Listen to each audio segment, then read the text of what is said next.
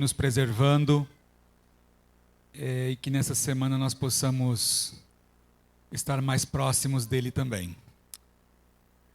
Vamos abrir a Bíblia em 2 Crônicas 17. 2 Crônicas 17, nós vamos hoje falar sobre o reinado de Josafá. Antes, porém, nós vamos inclinar a fronte para mais uma prece. Santo Pai, que ao estudarmos a história do teu servo Josafá, que possamos extrair lições espirituais para a nossa vida hoje também. E que o Senhor nos dirija nesse estudo, para que possamos, Senhor, entender qual é a tua real vontade para nossas vidas. Abençoe as famílias dessa igreja, abençoe aqueles também que por algum motivo não vão conseguir chegar, não vieram à tua casa, que também possam, Senhor, ter misericórdia dos altos céus, a tua graça e receberem também uma semana abençoada ao teu lado. Fica conosco, que o teu Espírito Santo nos ilumine nesse momento, em nome de Jesus. Amém.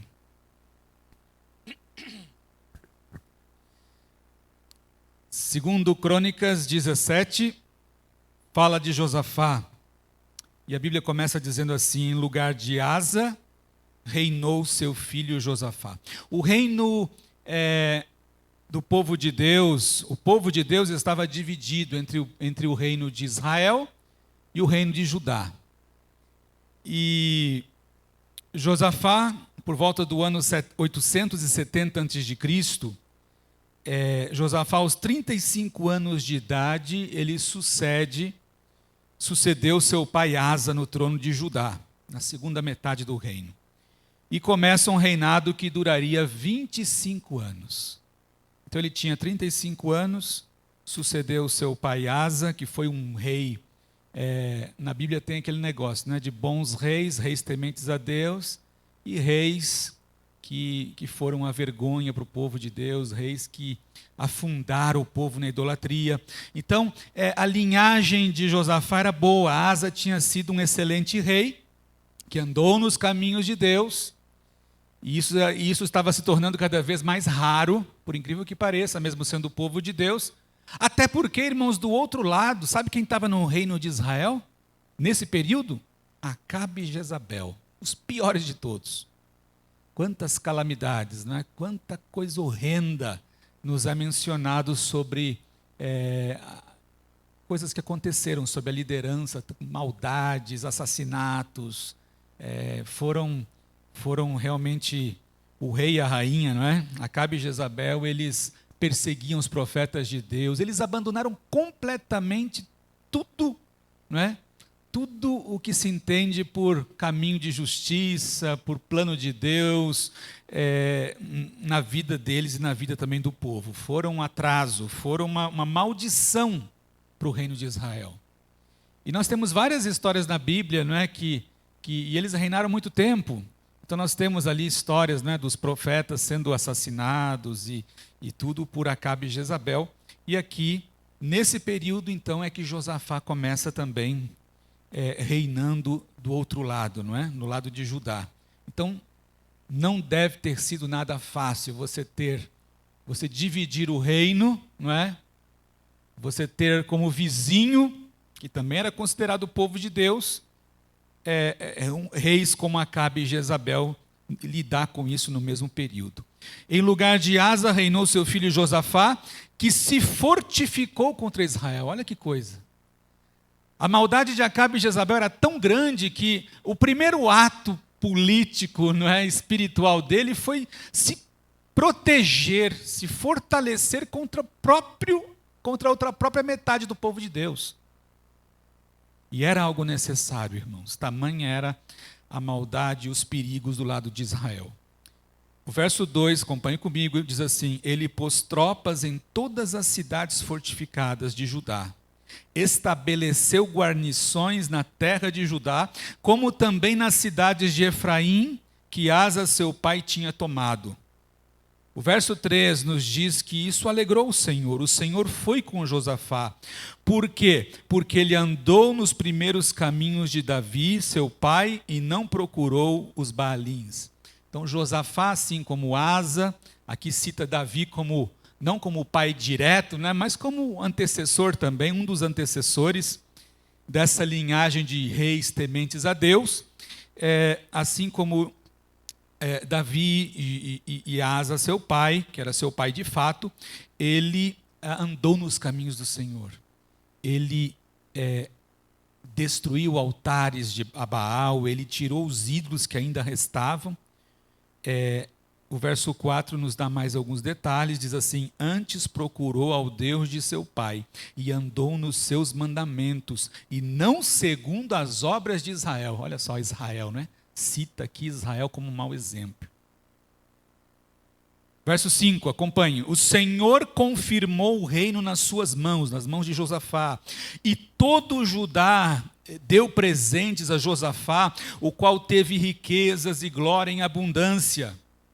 Olha a expressão agora que o verso 6 usa: tornou-se-lhe ousado o coração em seguir os caminhos do Senhor. Que início maravilhoso, irmãos. Josafá, ele foi firme, como deve ser, né, diante do mal. Ele foi um reformador, foi um homem valente, um homem que priorizou a parte espiritual do seu povo. E aqui diz que o seu coração se tornou ousado, não é? Em seguir os caminhos do Senhor, e ainda tirou os altares, os altos, né, os poste-ídolos de todo Judá. Mas ele fez mais. Essa coragem toda o levou, essa fidelidade toda levou Josafá a querer fazer ainda mais. Olha o que diz o verso 7. No terceiro ano ele teve uma ideia. Ele reuniu os príncipes. Eu vou resumir um pouquinho, porque cita aqui vários nomes, né? Mas ele reuniu todos os príncipes. O verso 8 diz que com eles os levitas, e aí cita vários levitas também, e com estes levitas os próprios sacerdotes, Elisamã e Jeorão. Ele reuniu a cúpula espiritual, não é? Ele separou algumas pessoas de confiança, para quê? Para que ensinassem a palavra de Deus de casa em casa. Olha que interessante. Uma estratégia evangelística, duplas missionárias, né? Pequenos grupos, classe bíblica, estudo bíblico, foram realizados aqui, trazendo para os nossos dias, foram realizadas de casa em casa nesse período. Tudo para reforçar, tudo para proteger o povo de Israel, tudo para proteger o povo, para que o povo não voltasse mais aos mesmos pecados de antigamente. Por isso que a Bíblia fala que o coração dele era ousado em fazer grandes coisas por Cristo, não é? E aqui diz, irmãos, o verso 9 descreve bem: ensinaram em Judá, tendo consigo o livro da lei do Senhor, ou seja, a própria Bíblia da época, percorrendo todas as cidades de Judá, ensinavam o povo. Então, levitas, que já era aquela tribo separada para as coisas espirituais, né? Levitas, os sacerdotes, acompanhado também dos príncipes, dos governadores, todos eles participaram dessa empreitada espiritual. E olha que resultado bonito. O verso 10, na sequência, diz assim: veio o terror do Senhor sobre todos os reinos das terras que estavam ao redor de Judá, de maneira que não fizeram guerra contra Josafá. Houve a bênção de Deus como resultado. O povo colheu a bênção de Deus, a paz como resultado disso, né? O povo teve o reconhecimento do seu próprio Deus. Deus foi honrado, foi glorificado na vida desse povo, por todos esses grandes decisões, essas grandes decisões, né, que foram tomadas por Josafá e aceitas também por todos os príncipes e por todo o governo e também por todo o povo. Que bênção, não é? E do outro lado, vocês podem imaginar como é que estava, né? Acabe e Jezabel, para arrumar uma encrenca com alguém, Era a coisa mais fácil do mundo. Era totalmente injusto, era cheio de injustiças, cheio de práticas erradas. Era um assassino, era cruel, era inimigo do bem. Tudo aquilo que a Bíblia condena Josafá e Jezabel faziam. Então você pode imaginar o quanto de intriga desnecessária, de guerra, o quanto eles eram odiados pelas nações vizinhas. E o povo de Judá, sob a liderança de Josafá, no início da sua carreira, não é que ele reinou durante 25 anos, ele começou bem, não é? A gente pode dizer com todas as letras que ele começou de maneira maravilhosa. Ele priorizou Deus, ele foi um cristão, ele foi um líder espiritual e ele colocou a nação no eixo. Olha o que diz aqui. Josafá, verso 12, engrandeceu em extremo, continuamente. Olha que frase, não é? Josafá engrandeceu em extremo continuamente e edificou fortalezas e cidades armazéns em Judá. Sabe o que significa isso? A bênção era tão grande de Deus sobre aquele povo, não só com paz, não só com harmonia, não só com o respeito das nações vizinhas, não é? Porque ali havia um Deus, ali havia um líder maior do que o próprio Josafá, que era Deus, e todo mundo sabia disso. Mas mais, eles foram também, foi um período próspero financeiramente, foi um período, não é? Porque as bênçãos de Deus, irmãos, elas abrangem todas as áreas da vida. Já parou para pensar isso? Quando nós obedecemos a Deus, quando nós nos moldamos à palavra de Deus, quando nós ousamos de todo o coração ser fiéis a Deus, as coisas melhoram, a vida vai bem, nós conseguimos ficar dentro da proteção de Deus, apesar das investidas do maligno que nunca cessam, mas as coisas vão bem.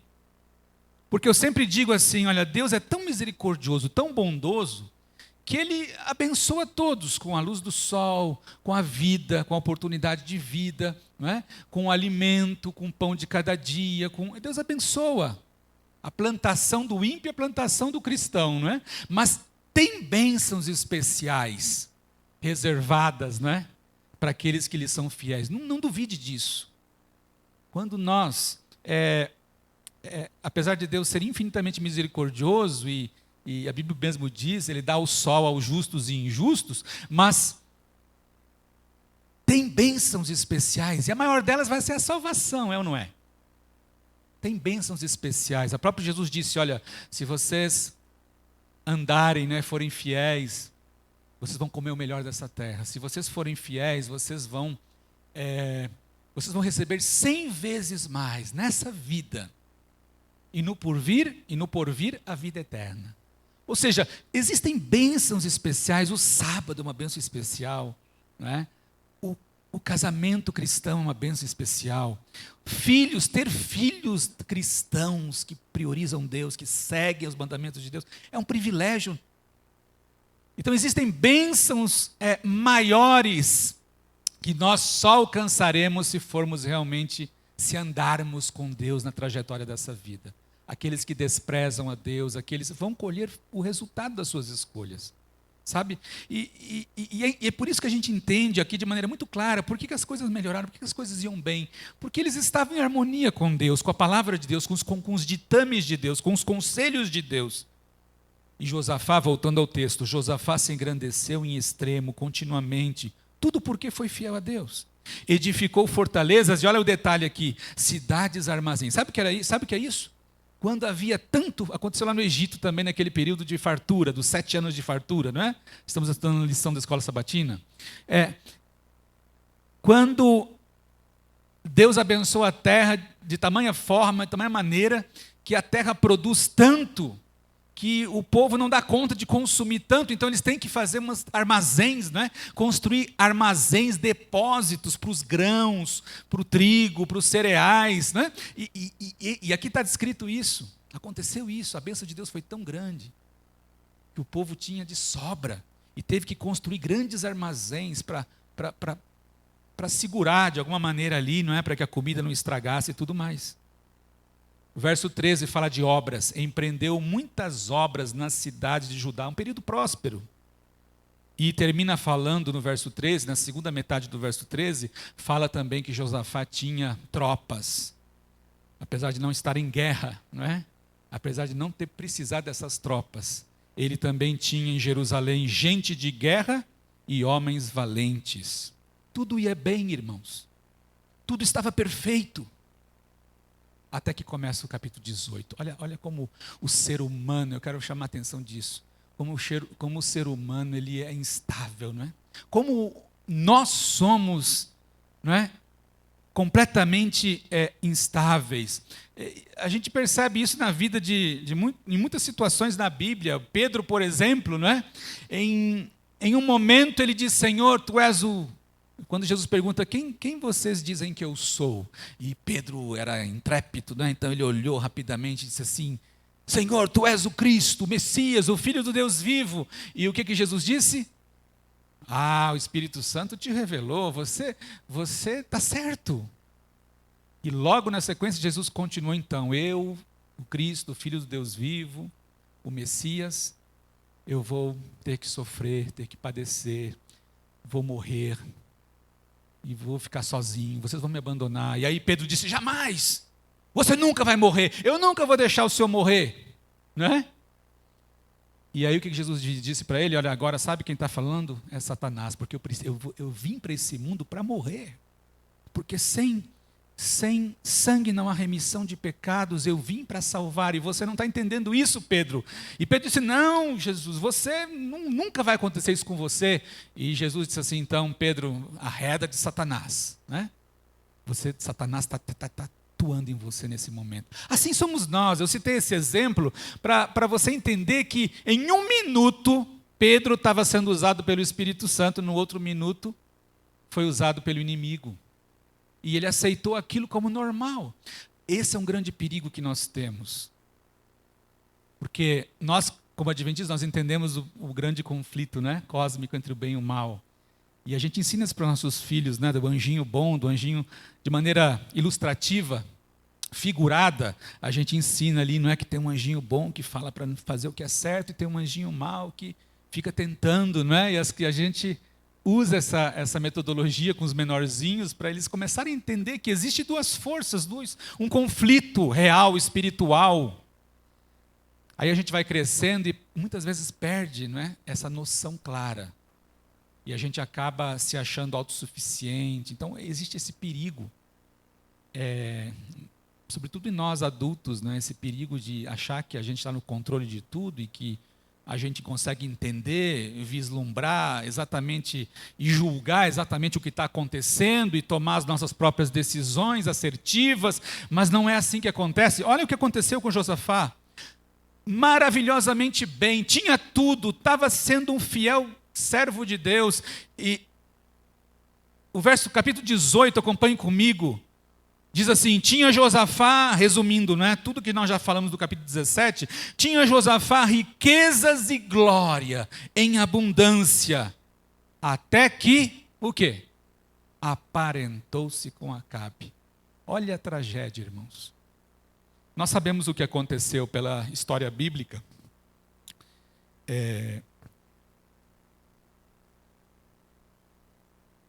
Apesar de buscar fazer sempre o que era reto aos olhos de Deus, ele teve a infelicidade de ser contemporâneo do perverso Acabe no reino vizinho de Israel, e com o passar do tempo, lamentavelmente, fez algumas alianças com ele.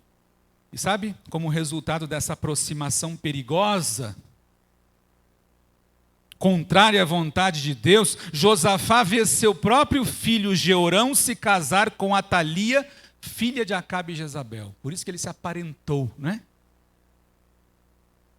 O filho dele, Jeorão, se apaixonou. Deve ter se encontrado, não é? Aquela divisória já não era tão, não é? Com o passar do tempo, houve uma brecha, houve um descuido, houve um arrefecimento, e assim somos nós, inconstantes, não é? E o inimigo só está esperando uma brecha, irmãos, para entrar na nossa vida, para causar destruição. E ele sabe as nossas fraquezas, né? Aqui começa o que a Bíblia chama de jugo desigual. Nesse episódio aqui é um jugo desigual claro, não é? Jeorão, filho de Josafá, se encanta com a filha de Acabe e Jezabel, e eles se casam, eles se juntam. Agora sabe o que aconteceu? Por esses laços familiares, aquela barreira que antes tinha sido colocada de separação, agora estava completamente aniquilada, não é? Parafraseando para os dias de hoje, agora era uma família, agora eram parentes. E aí um frequentava a casa do outro, começaram a visitar, não é, o território do outro, e as coisas começaram dessa maneira. Quando Josafá se deu conta, ele estava completamente envolto nessa situação. Olha o que diz o verso 2. Ao cabo de alguns anos depois, foi ter com Acabe em Samaria. Samaria era a capital de Israel. Acabe matou ovelhas e bois em abundância para ele.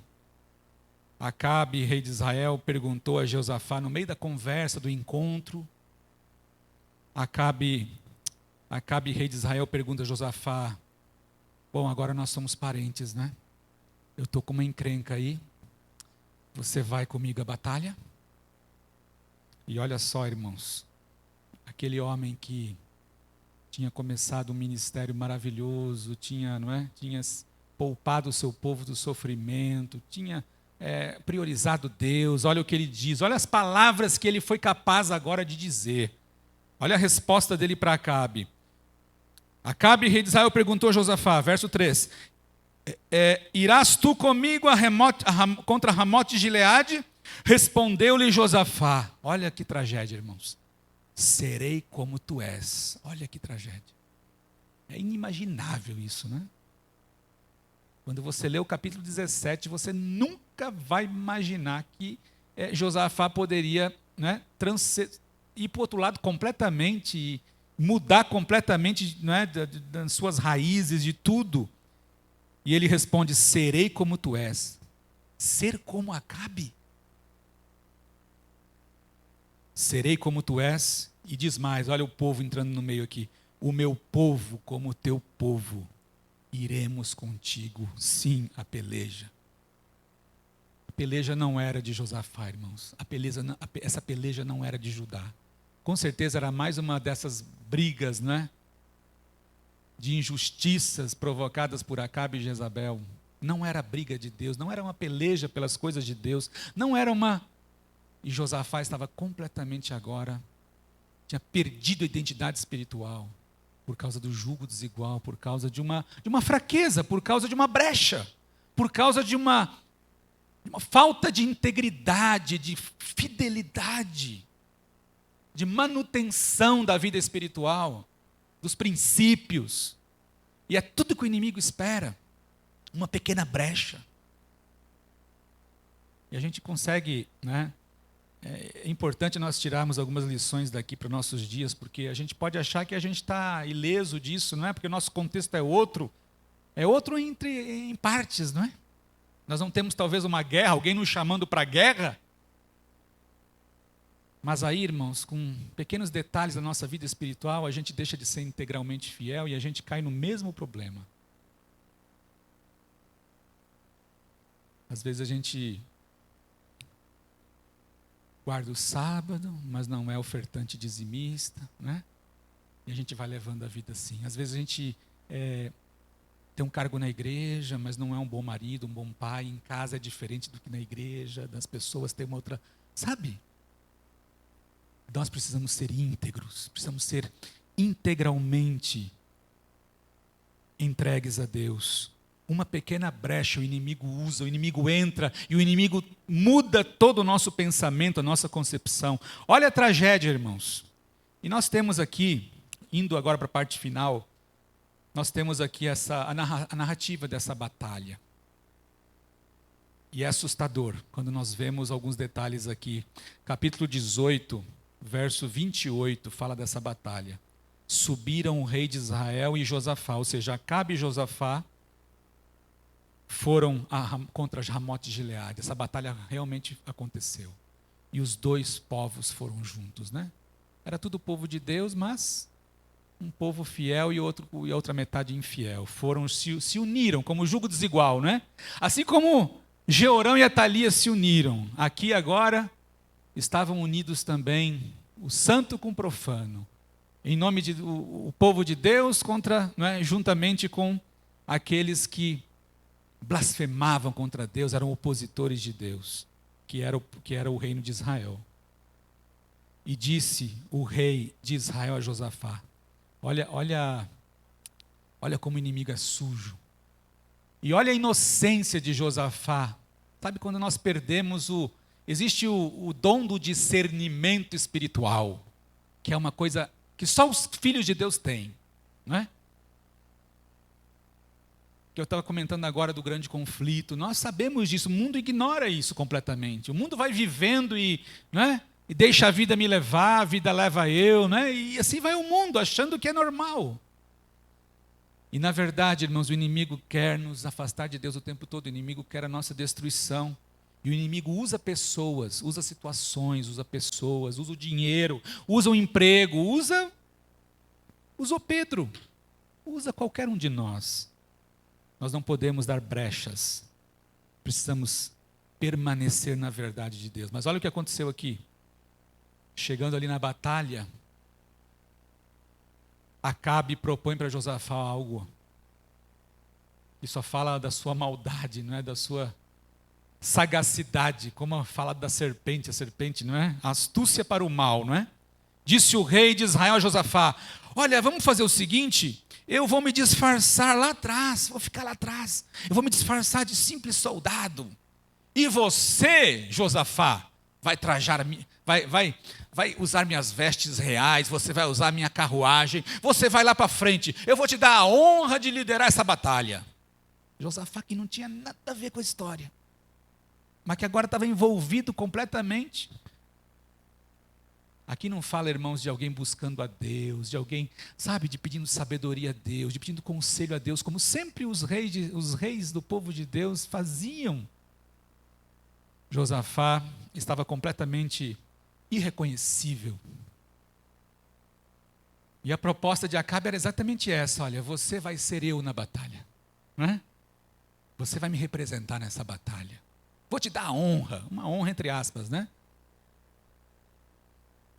A honra, acaso seria honra você substituir Acabe, o pior homem o pior rei, o pior homem, não é? Desse mundo? De honra não tem nada, mas Josafá caiu nessa. Josafá aceitou. Tu, porém, traja as vestes reais, disfarçou-se, pois, o rei de Israel, e entraram na batalha. A batalha começa. Sabe, o verso 30 diz que, ora, o rei da Síria, o inimigo, não é? O rei da Síria deu ordens aos capitães de seus carros, dizendo: não pelejareis nem contra pequeno nem contra grande, mas somente contra esse rei perverso de Israel. Eu só quero a cabeça de Acabe. O povo não tem muito a ver com isso. Acabe é um desgraçado. E matem Acabe, esqueçam os soldadinhos, matem Acabe. E quem estava no lugar de Acabe, irmãos? Josafá. Sabe aquela expressão que diz-me com quem andas e te direi quem tu és? Ela é real. Josafá estava igual a Acabe. Quando Josafá diz assim: eu serei como tu és, não é? De fato isso estava acontecendo aqui. Não era da boca para fora, mas ele estava tão sem Deus, ele perdera toda a convicção espiritual, toda a noção das coisas, e assim é o pecado, assim é a maldade, assim é a ruindade humana, não é? Isso que o afastamento de Deus causa na nossa vida, e nós muitas vezes nem nos damos conta, como Josafá aqui estava aparentemente, não é? Sem se dar conta do perigo que ele estava correndo. Vamos continuar a história aqui.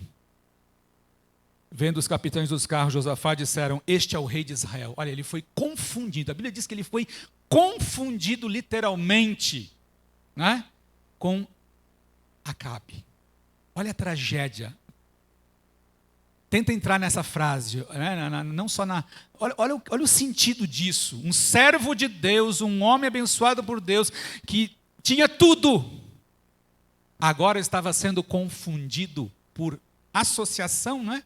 Por andar, por ir à guerra, por aceitar as propostas mundanas, as propostas malignas de Acabe. Agora ele estava sendo como Acabe, ele estava sendo confundido com o próprio Acabe.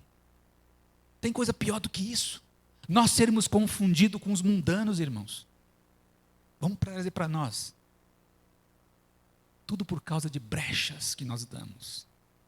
A senhora White tem um texto que ela diz assim, eu vou tentar lembrar de cor aqui, porque não estava programado, mas me veio à mente agora. A senhora White tem um texto que ela diz assim: não é seguro desviarmos da mais estrita integridade a Deus. E ela complementa dizendo, nem mesmo o sábio Salomão, sendo o homem mais sábio dessa terra, saiu ileso, não é? Quando deixou de ser totalmente íntegro a Deus. Então, resumindo, não é seguro o mínimo desvio da mais estrita, essa frase, não é seguro o mínimo desvio da mais estrita integridade a Deus. Quando você dá um mínimo desvio de rota,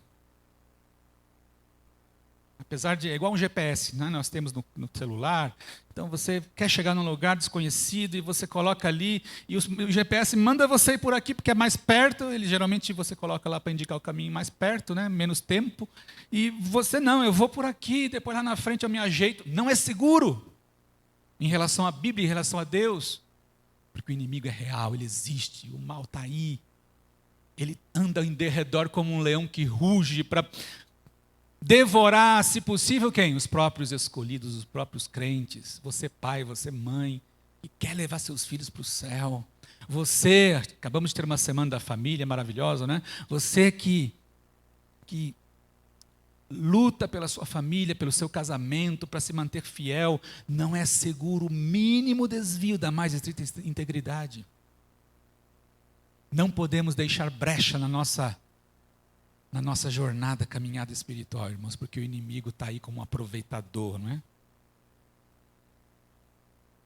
Josafá estava sendo atacado e confundido com o próprio Acabe, com o próprio Satanás, não é? Com o próprio demônio de Acabe. Aqui, vendo os capitães, voltando ao verso 31, que dos carros a Josafá disseram, aí está o rei de Israel, este é o rei de Israel. Portanto, a ele se dirigiram para o atacar. Josafá, porém, gritou. Aí caiu a ficha, mas já era tarde, né? Geralmente é tarde quando cai a ficha, né, irmãos? Aí o casamento já era, já aconteceu a tragédia. Aí, não é, aí o filho já está nas drogas, aí, sabe?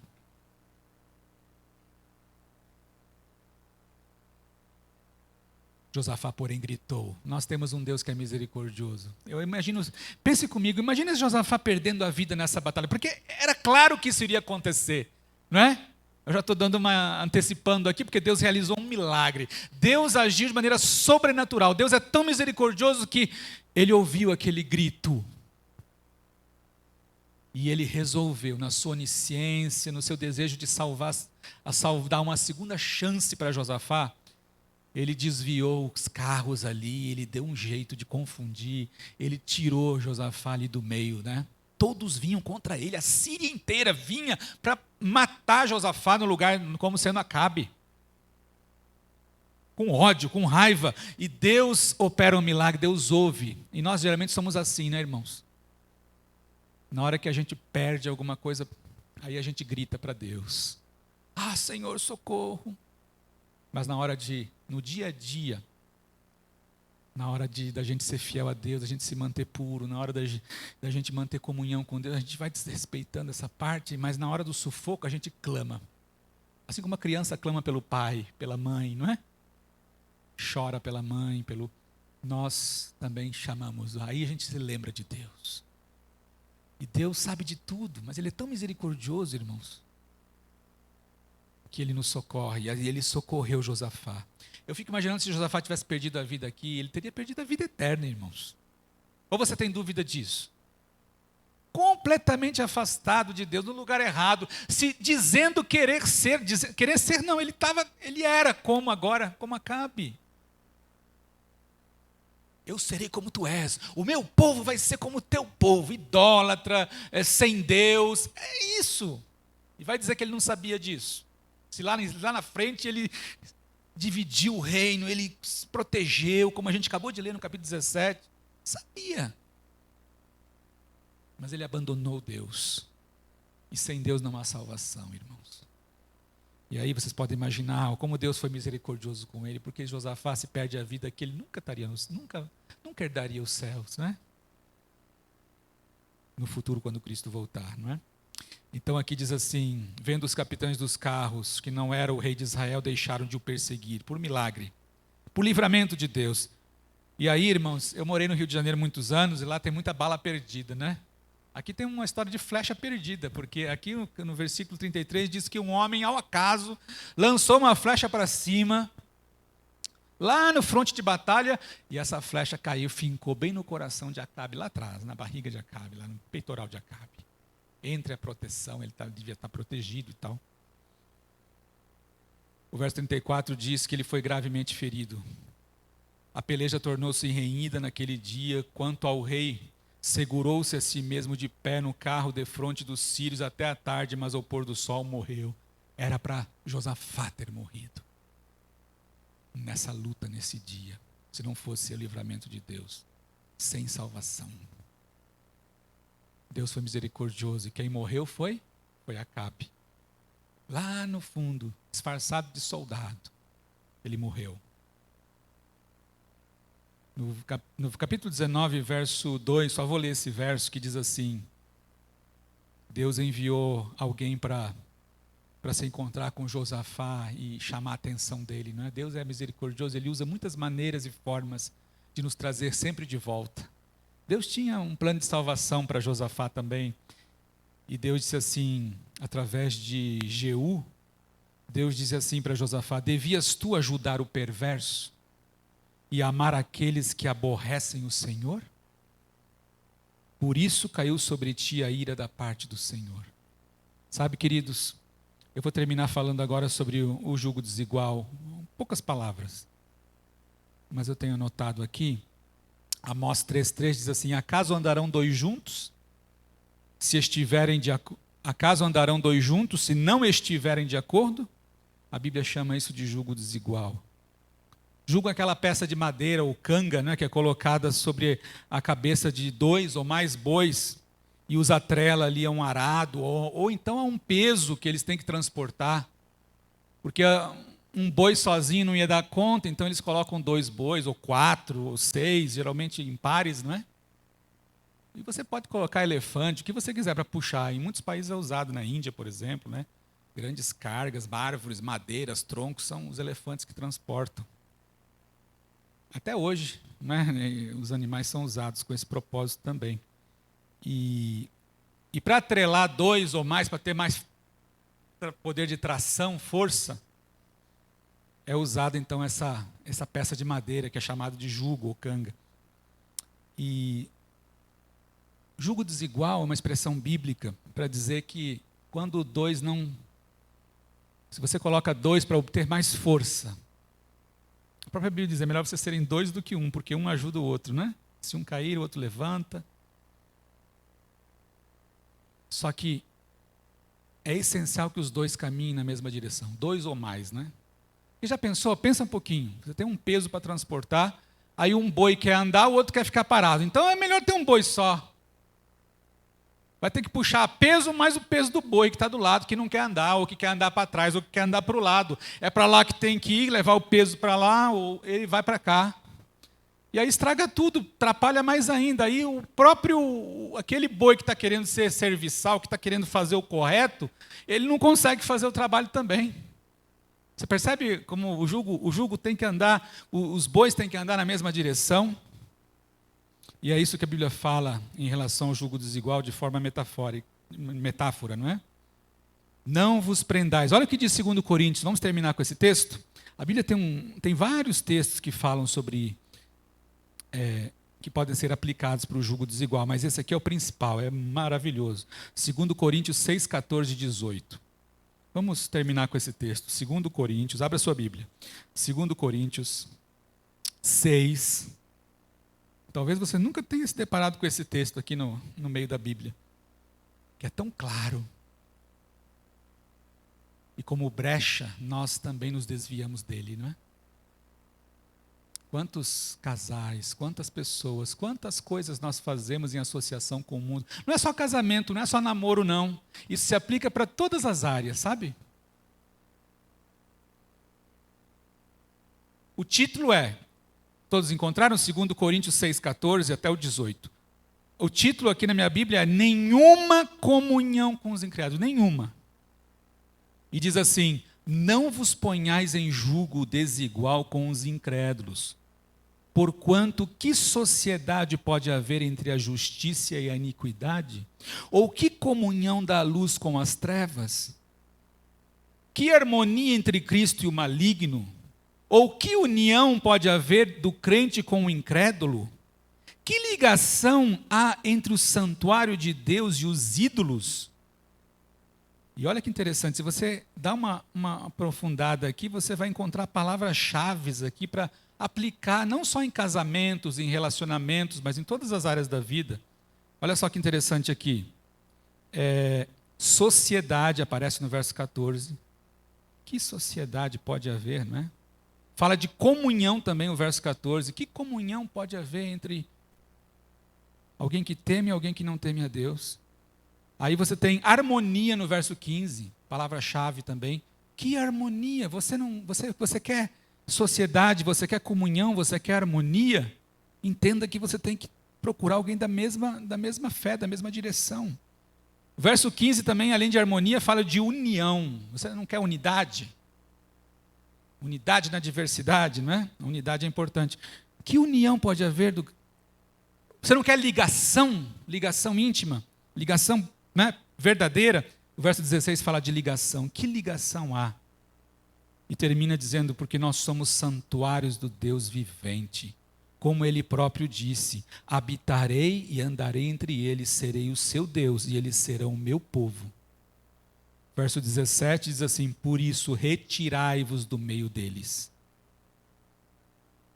Separai-vos, olha a palavra separação, separai-vos, diz quem? O pastor Paulo? Não, o Senhor, diz o Senhor, não toqueis em coisas impuras, e eu vos receberei, eu vos abençoarei. E Deus fez isso, Deus sempre faz isso. E Deus fez isso com Josafá no início do seu reinado, fez ou não fez? Deus abençoou, Deus, não é? Deus esteve com ele, Deus recebeu Josafá de braços abertos. Serei vosso pai, Deus era o pai de Josafá, serei vosso pai, e vós serei para mim filhos e filhas, diz o Senhor Todo-Poderoso Deus. Que conselho claro, não é, irmãos? Para a gente evitar as brechas, para a gente evitar se encontrar com o inimigo, com as coisas do mal. Pode ser no celular, pode ser nas redes sociais, pode ser os ídolos que nós temos, né? Que coisas que tomam o lugar de Deus na nossa vida, tempo de Deus, porque o tempo também é um Deus, né? Nossas prioridades, muitos têm prioridade, vou viajar, fazer isso, vou comprar, minha prioridade esse ano é comprar um carro, uma moto, comprar um carro, é ter isso, é ter aquilo. E Deus vai sendo deixado de lado. Sabe, queridos, Deus quer ser nosso Pai, Ele quer nos ter como seus filhos e filhas, Deus quer nos salvar. E nós precisamos guardar os mandamentos de Deus, precisamos ouvir a voz de Deus, precisamos andar nos caminhos de Deus, precisamos ser integralmente fiéis. Tudo aquilo que Deus pede para nós é para nos preservar da morte eterna, é para nos preservar do mal, é para nos trazer paz, harmonia, felicidade. A despeito de todos os obstáculos que o inimigo coloca, nós temos o privilégio de termos o quê? A luz, iluminando o nosso caminho. E nós possamos ser sábios aos olhos de Deus. E possamos ser sábios. Salomão, não é? Que eu mencionei, que foi o homem mais sábio desse mundo, ele pediu sabedoria a Deus, mas depois ele usou essa sabedoria para fazer outras coisas, e ele escreve o livro de Eclesiastes, né, dizendo, tudo é ilusão. no final da sua vida, depois de experimentar o mundo e seus prazeres, não é? E a própria Bíblia diz que ele não negou nada, não se privou de nada que esse mundo pôde oferecer, mas no final da vida ele diz assim, olha, tudo é vaidade, tudo é ilusão, tudo é correr atrás do vento. E ele aconselha os jovens, lembra lá em Eclesiastes 11, finalzinho e 12, ele aconselha, lembra-te do teu Criador nos dias da tua mocidade, você que é jovem, não caia na besteira, na bobeira de fazer o que eu fiz. Eu desperdicei tempo, desperdicei talento, desperdicei tudo, porque eu fui curioso para conhecer o outro lado do mundo. Que Deus nos abençoe, que Deus nos mantenha firmes, irmãos. E nunca se esqueçam que Deus tem bênçãos enormes. E a maior delas ainda está por vir, que é a salvação, para aqueles que lhe são filhos fiéis. Sejamos sábios, permaneçamos firmes na luz, e que essa semana possa ser uma semana de vitória para todos nós, em nome de Jesus. Amém. Amém. Podemos cantar Fé à Vitória, Soldados de Jesus, Senhor, cristãos, ó despertai. Acho que é um hino, não é? Somos soldados de Cristo, vamos caminhar na direção de Deus, sob o comando do nosso Senhor. Vamos ficar em pé para entoarmos esse hino antes da oração final.